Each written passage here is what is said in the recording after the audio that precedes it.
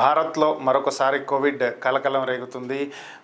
పలు దేశాల్లో ఇప్పటికే తూర్పు ఆసియా దేశాలలోనూ, అలానే సింగపూర్, ఇండోనేషియా ఇలాంటి దేశాల్లో కరోనా వ్యాప్తి జరుగుతూ ఉందన్నటువంటి వార్తల నేపథ్యంలో భారత్ అలర్ట్ అయింది.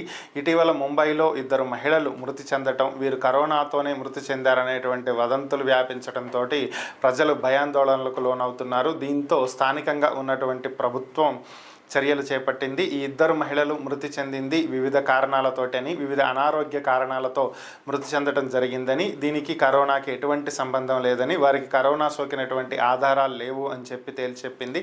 అయితే కరోనా వ్యాప్తిని అరికట్టడంలో ప్రభుత్వం కృషి చేస్తుందని, ఎటువంటి భయాందోళనలకు లోనవ్వాల్సినటువంటి అవసరం లేదని, ముందుగానే కరోనా వచ్చినట్లయితే తీసుకోవాల్సిన జాగ్రత్తలకు సంబంధించి అలానే ఏర్పాట్లు కూడా చేయటం జరిగిందని, ఐసీయూలను అందుబాటులో ఉంచామని, సాధారణ పడకలు, ఎమర్జెన్సీ, పిల్లలకు, గర్భిణీ స్త్రీలకు కూడా వైద్య సదుపాయాలను అందుబాటులో ఉంచామని, భయపడాల్సినటువంటి అవసరం ఏమీ లేదని, ప్రజలు సంయమనం పాటించాలని, వదంతులను నమ్మవద్దని, అలాగే వ్యాప్తి చేయొద్దు అని కూడా విజ్ఞప్తి చేశారు. సామాజిక దూరం పాటిస్తూ మాస్క్ ధరిస్తూ ఉండాలని చెప్పి ప్రభుత్వం భారత ప్రజలను కోరుతుంది.